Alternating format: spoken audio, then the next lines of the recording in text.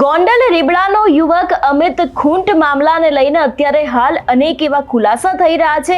આજે કેસ છે તે દિવસે ને દિવસે રહસ્યમય બનતો જાય છે, પરંતુ હાલ એક સૌથી મોટા સમાચાર સામે આવી રહ્યા છે।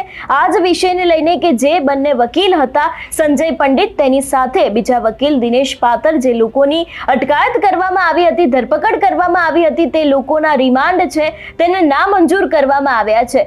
શું છે સમગ્ર વિગતો જોઈશું આજના આ વિડીયોમાં। નમસ્કાર, હું હંસિની અને તમે જોઈ રહ્યા છો નિર્ભય ન્યૂઝ।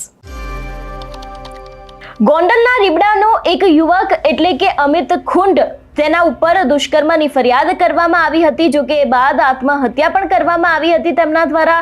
જો કે એમના જ ખિસ્સામાંથી એક નોટ મળી આવી હતી ને એની અંદર અનેક એવા મોટા ખુલાસા થયા હતા।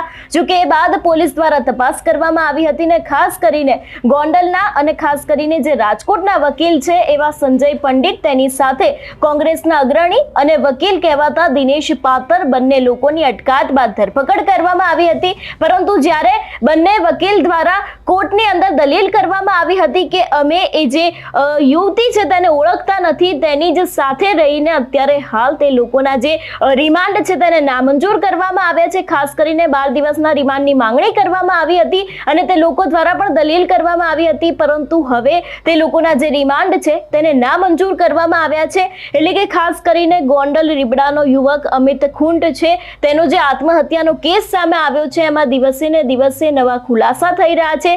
જે પ્રમાણે સુસાઇડ નોટની અંદર પણ અનિરુદ્ધસિંહ જાડેજા, તેની સાથે રાજદીપસિંહ રીબડાનું પણ નામ લખવામાં આવ્યું હતું, એટલે કે ક્યાંક તે લોકો પણ શંકામાં આવ્યા હતા।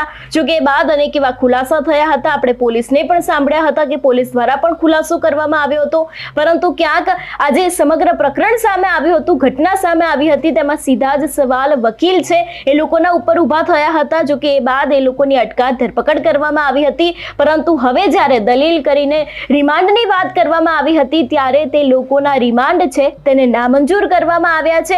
ખાસ કરીને વકીલ દ્વારા એવો પણ ખુલાસો કરવામાં આવ્યો હતો કે અમે તે યુવતીને જાણતા નથી, જે બાદ ફરિયાદ થઈ હતી એ પછી જ અમારા સંપર્કમાં આવી હતી અને એ બાદ સલાહ લેવાના માટે થઈને વાતચીત થઈ હતી, તેવો પણ ક્યાંક ખુલાસો કરવામાં આવ્યો છે।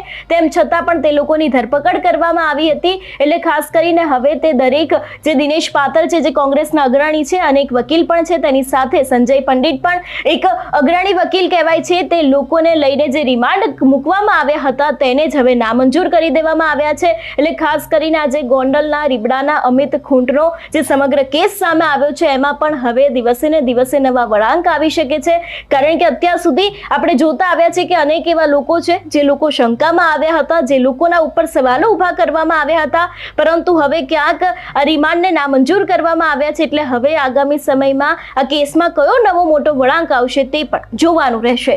તમારું શું માનવું છે આ વિષયને લઈને અમને કમેન્ટ કરીને ચોક્કસથી જણાવજો। તેની સાથે જ અમારી ચેનલ નિર્ભય ન્યૂઝને લાઇક, શેર અને સબસ્ક્રાઇબ કરવાનું ભૂલશો નહીં। નમસ્કાર।